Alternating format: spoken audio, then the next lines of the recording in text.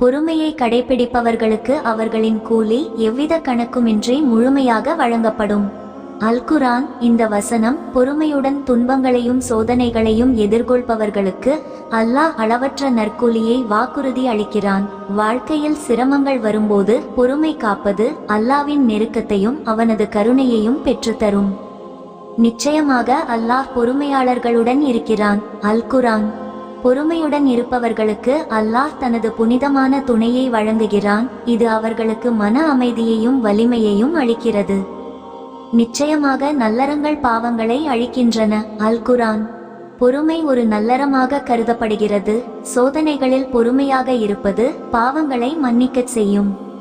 பொறுமையுடனும் தொழுகையுடனும் அல்லாஹ்விடம் உதவி தேடுங்கள். அல்-குர்ஆன். பொறுமையும் தொழுகையும் இணைந்தால் அல்லாஹ் வாழ்க்கையின் சவால்களில் வெற்றியை அருளுகிறான்.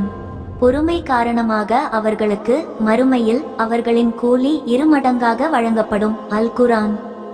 பொறுமையுடன் நற்செயல்கள் செய்பவர்களுக்கு சொர்க்கத்தில் உயர்ந்த பதவிகள் வழங்கப்படும். யார் பொறுமையை பேண முயற்சிக்கிறாரோ அவருக்கு அல்லாஹ் பொறுமையை வழங்குவான். பொறுமையை விட சிறந்த விசாலமான பரிசு எதுவும் ஒரு மனிதனுக்கு வழங்கப்படவில்லை. நூல் புகாரி முஸ்லிம். பொறுமை ஒரு முஸ்லிமின் வாழ்க்கையில் ஆன்மீக, மன மற்றும் சமூக வெற்றிகளை பெற்றுத்தரும் ஒரு புனித பண்பு. இது அல்லாஹ்வின் நெருக்கத்தையும் மறுமையில் அளவற்ற நன்மைகளையும் உறுதி செய்கிறது.